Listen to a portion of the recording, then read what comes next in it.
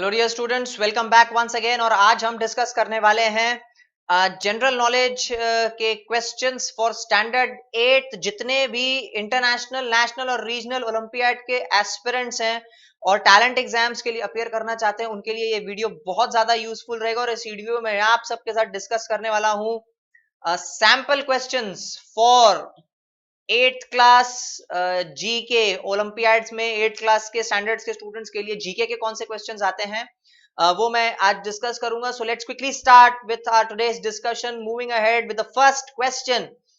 Indian war of independence 1857 किसके द्वारा लिखी गई थी? Was written by whom?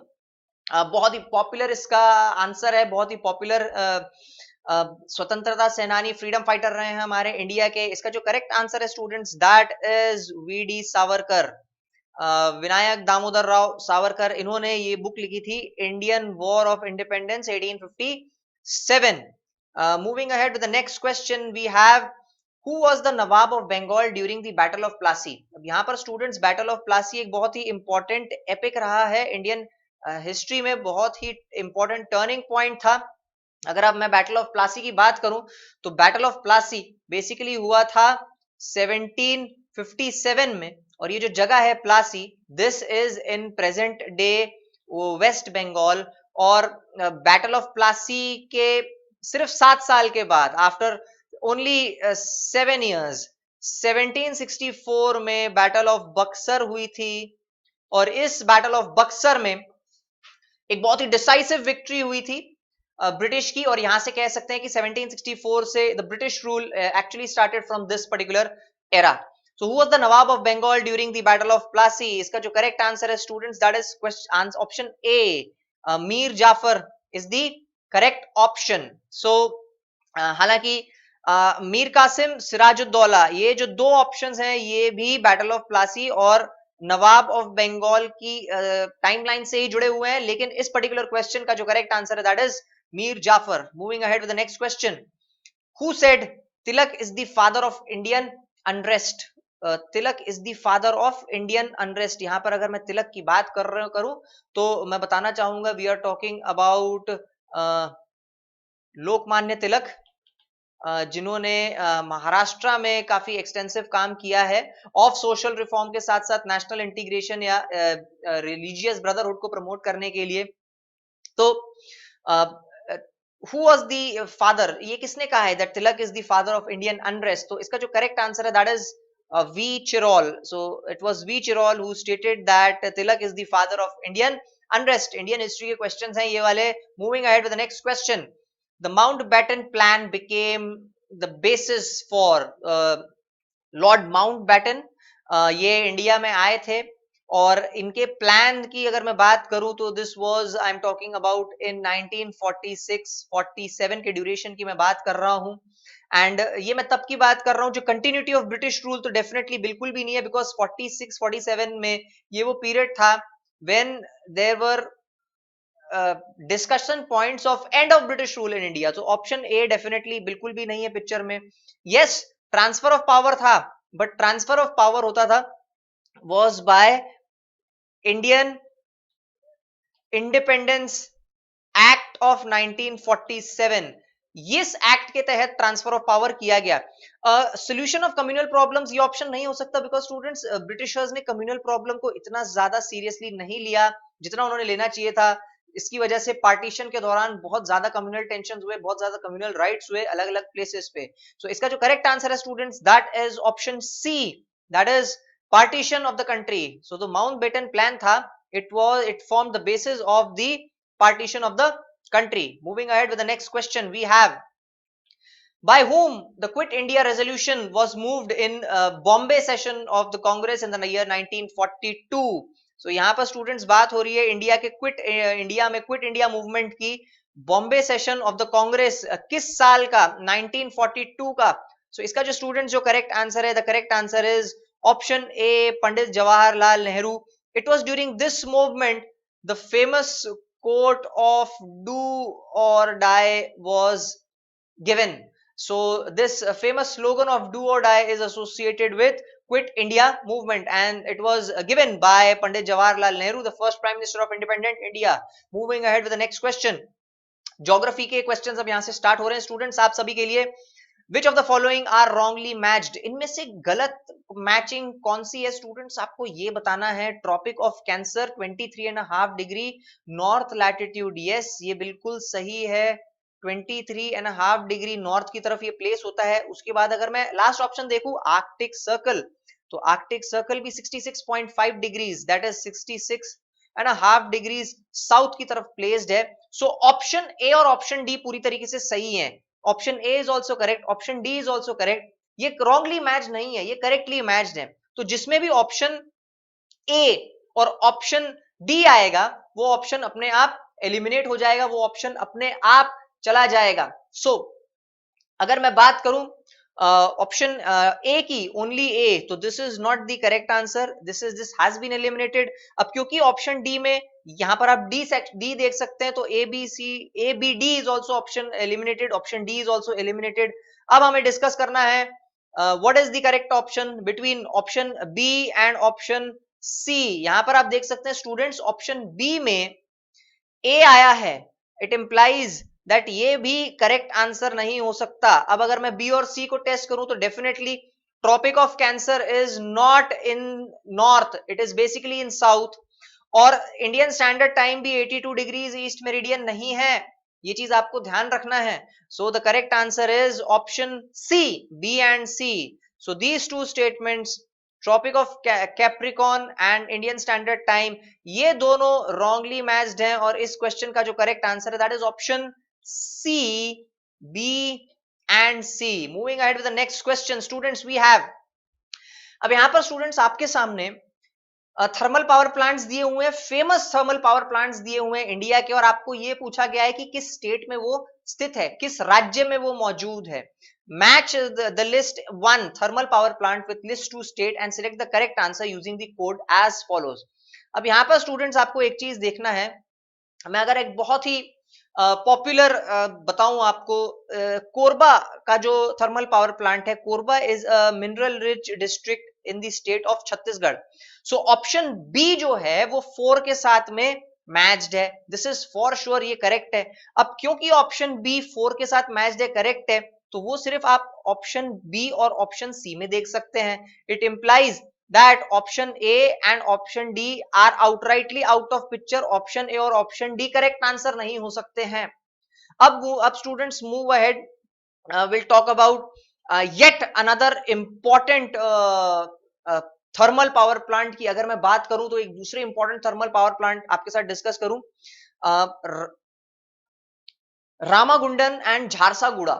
अब झारसुगुड़ा ये वाला जो पावर प्लांट है, this is basically located in the state of Odisha. तो यहां पर आप देख सकते हैं ऑप्शन सी में 1 दिया हुआ है, ऑप्शन बी में 4 दिया हुआ है।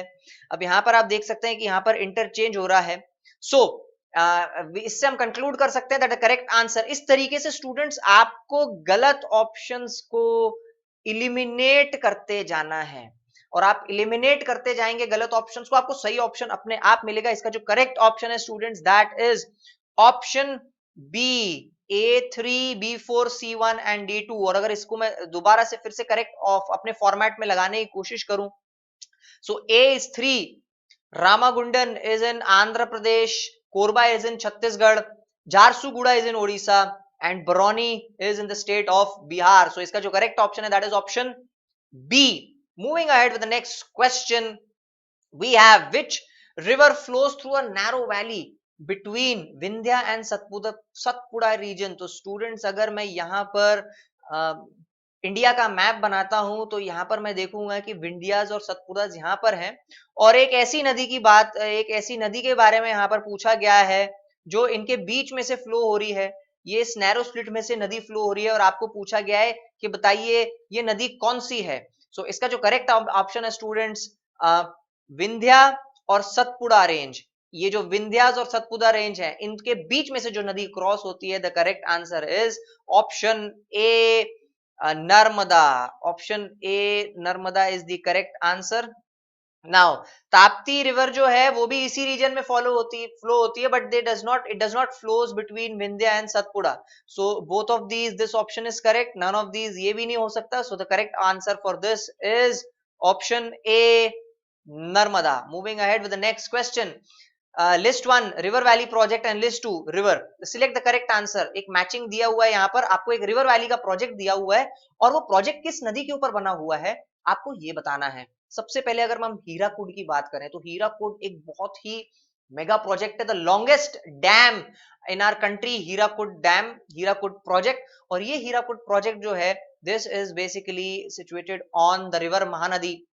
महानदी में है ये प्रोजेक्ट. और यहां से आप देख सकते हैं कि ऑप्शन 3, सो ऑप्शन डी, अगर मैं एलिमिनेशन मेथड से जाऊं तो ऑप्शन डी बाहर हो चुका है. Option D can not be the correct answer. So correct answer has to be between A, B and C. Now Bhakra Nangal की बात की गई है, बहुत ही फेमस डैम है स्टूडेंट्स ये वाला भाखरा नंगल डैम. और ये जो भाखरा नंगल डैम बना हुआ है ये बना हुआ है on Sutlej, on river Sutlej. Option D is matched with option two. तो ये रहा option D, match with river Sutlej 2. D का मैचिंग बेटवा के साथ बिल्कुल भी नहीं हो सकती, बिकॉज ये गेंजेटिक रिवर है, ये एक गंगा रिवर प्लेन के ऊपर नदी है. जबकि भाखरा नंगल डैम जो है ये basically Indus river valley system के साथ में एसोसिएटेड डैम है. So option A and option C eliminate हो जाते हैं, क्योंकि ये वाला ऑप्शंस करेक्टली, ये वाले मैचिंग सही नहीं है. So option A and option C has been eliminated and the correct answer for this is option B. The correct answer is option B. So A3, B4, C1 and D2. These are the correct matchings. This is the correct answer for this. Moving ahead with the next question, students. Which of the following is correctly matched? यहाँ पर popular mines के बारे में बोला गया है. Popular mines हैं और पॉपुलर माइंस के यहाँ पर ऑप्शन दिया गया है, गए हुए हैं. So we have copper, gold, iron and coal. और आपको पूछा गया है इनमें से करेक्ट ऑप्शन कौन सा है. इसका करेक्ट आंसर है स्टूडेंट्स कोल माइंस जो है, बहुत ही पॉपुलर कोल माइंस हैं in Jharia. And then we have Khetri, copper coal mines in Khetri. इसका जो करेक्ट ऑप्शन है students that is option C. So Khetri, Kolar, Kudremukh and Jharia. So correct option for this particular question is option C. Moving ahead with the next question, students. Who was the chairman of the committee of the which proposed democratic decentralization and panchayat raj? यहाँ पर student बात हो रही है 73rd and 74th amendment की, जहां पर 3 tier government को इंट्रोड्यूस किया गया था. 3 टियर गवर्नमेंट इंट्रोड्यूस की गई थी और इसके जो चेयरमैन थे वो थे बलवंत राय मेहता. इनकी रिपोर्ट की रिकमेंडेशन के आधार पर 3 टियर गवर्नमेंट को इंट्रोड्यूस किया गया था. तो जो हम पंचायती राज देखते हैं, that panchayati raj is because of this particular committee and this particular question का जो आंसर है that is Balwant Rai Mehta. Moving ahead with the next question. Which one of the following is not a constitutional body? Students constitutional body उसे कहते हैं जिसका उल्लेख, जिसका description, जिसके बारे में कॉन्स्टिट्यूशन ऑफ इंडिया में लिखा गया है. कॉन्स्टिट्यूशन में, ओरिजिनल कॉन्स्टिट्यूशन में उसका प्रावधान दिया गया था, प्रोविजन दिया गया था. अब यहाँ पर स्टूडेंट्स अगर आप देखें तो यहाँ पर union public service commission, UPSC, जो पॉपुलरली आईएएस, आईपीएस इन सभी कोवेटेड सर्विसेज के एग्जाम्स कंडक्ट करती है, स्टेट पब्लिक सर्विस कमीशन और फाइनेंस कमीशन, इन तीनों के बारे में कॉन्स्टिट्यूशन में उल्लेख दिया हुआ है, डिस्क्रिप्शन दिया हुआ है. NITI Aayog was basically formed by an act of government. Niti Aayog came into existence in the year 2015 by replacing its predecessor of planning commission. Planning commission को रिप्लेस किया गया है नीति आयोग द्वारा. सो इसका जो करेक्ट आंसर है that is option D, NITI Aayog. NITI Aayog is not a constitutional body. Moving ahead with the next question, students. Right to vote in India is a constitutional right. Fundamental right नहीं है, क्योंकि यहाँ पर स्टूडेंट्स कैसा रहता है कि इसकी एक एज लिमिट निर्धारित की गई है 18 इयर्स की. बहुत सारे ऐसे भी इलेक्शंस होते हैं जहां पर ग्रेजुएट होना जरूरी है. So it is basically not a fundamental right, it is a constitutional right. Natural right नहीं है, लीगल राइट नहीं है, ये कॉन्स्टिट्यूशनल राइट है. So right to vote in India is a constitutional right, it is enshrined in the constitution of India. Moving ahead with the next question. जो chairman of the Rajya Sabha is, Rajya Sabha का जो chairman है that is not that is not appointed by the president, I must say, but इसका जो correct option है that is the vice president of India, and it is the ex officio chairman of the Rajya Sabha. राज्य सभा का जो chairman होते हैं that is the vice president of India, and it's also the ex officio chairman of the Rajya Sabha. So elected by the members of the Council of State, ये ऐसा बिल्कुल भी नहीं है. It is not appointed by the president of India directly, indirectly है.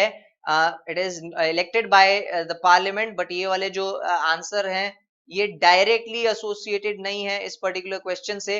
तो जो chairman of Rajya Sabha की बात करें, तो चेयरमैन ऑफ राज्यसभा की बात करें तो वाइस प्रेसिडेंट है. वाई? ऑप्शन सी क्यों है? ये पॉइंट इंपॉर्टेंट है. आप अगर वाइस प्रेसिडेंट बनते हैं तो you are bound to become the ex officio chairman of the Rajya Sabha of Parliament of India. Moving ahead, students, with the next question. Who among the following is the head of Indian Republic? Indian Republic का head कौन है? यहाँ पर students आपको दो चीजें याद रखनी है. यहाँ पर आपको पूछा गया है that who is the head of Indian Republic. अब यहाँ पर आपको students confusion होगा दो ऑप्शन में. Option A president of India और option B prime minister of India. यहाँ पर पूछा गया है, आपको पूछा गया है हेड कौन है. तो हेड बेसिकली दो पार्ट्स में डिवाइड होता है. First part is who is the head of the state and who is the head of the government. तो यहां पर स्टूडेंट्स आपको क्लियर करना है, अगर आपको हेड ऑफ द स्टेट पूछा गया है उसका आंसर कुछ और होगा, और अगर हेड ऑफ गवर्नमेंट पूछा गया है तो उसका आंसर कुछ और होगा.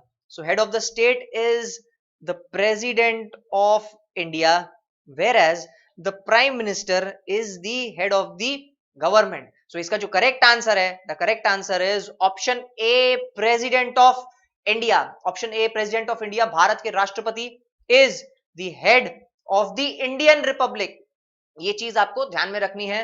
Moving ahead with the next question students. NABARD, national bank for agriculture and rural development, ये एक बहुत ही इंपॉर्टेंट इंस्टीट्यूशन है जो भारत में एग्रीकल्चर और कृषि को फंडिंग करती है. ये किस साल में एस्टैब्लिश हुई थी? इसका एस्टैब्लिशमेंट ईयर कौन सा है? फैक्चुअल क्वेश्चन है. इसका जो करेक्ट आंसर है स्टूडेंट्स दैट इज 1982.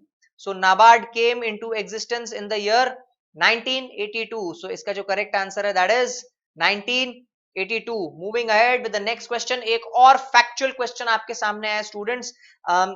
ये जो क्वेश्चन है, major banks were nationalized in the year. This was done by the former Prime Minister of India, Srimati Indira Gandhi, and this was done in the year 1969. 1969 में 14 banks को nationalise किया गया था, इनका राष्ट्रीयकरण किया गया था, राष्ट्र को समर्पित किए गए थे ये 14 banks.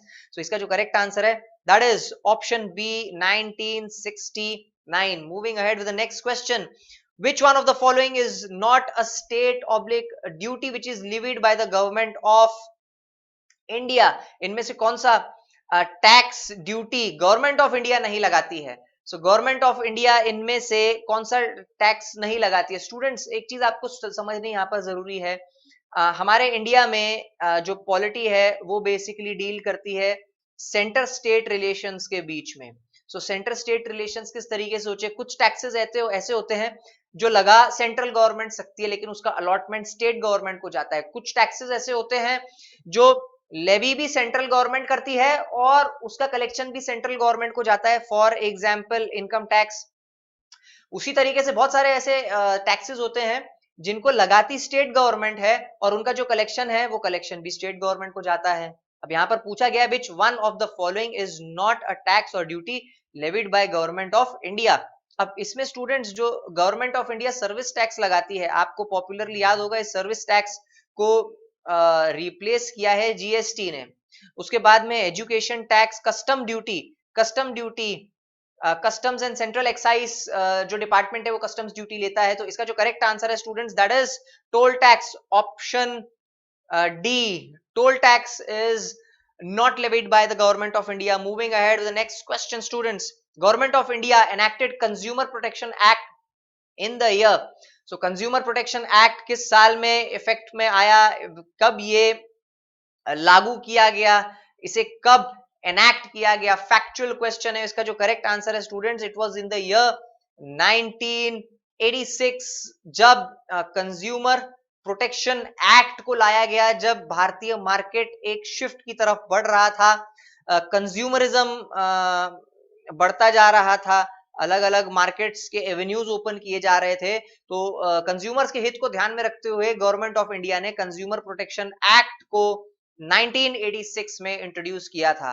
Moving ahead to the last and the final question, the Indian economy is बहुत ही पॉपुलर क्वेश्चन है और आप सबकी टेक्स्ट बुक्स में, एनसीईआरटी में, सीबीएसई की बुक में काफी रिपीटेडली इस क्वेश्चन को दोहराया गया है डायरेक्टली और इनडायरेक्टली। और इसका जो करेक्ट आंसर है students, Indian economy is mixed economy. Indian economy liberal तो है ही है, लेकिन लिबरल के साथ साथ जो मच ब्रॉडर टर्म यूज किया जा सकता है that is mixed economy. Socialist बिल्कुल भी नहीं और नन ऑफ दिस का ऑप्शन बिल्कुल होता भी नहीं है। सो इसका जो करेक्ट ऑप्शन है, the correct option is option C, that is mixed economy. So ये रहे स्टूडेंट्स वो 20 टाइम सैंपल क्वेश्चंस जीके के सेक्शन से जो 8th क्लास के स्टूडेंट्स के लिए आ सकते हैं। और भी ऐसी बहुत सारी वीडियोस के लिए हमारे साथ जुड़े रहिए, बने रहिए and keep learning. Thank you so very much.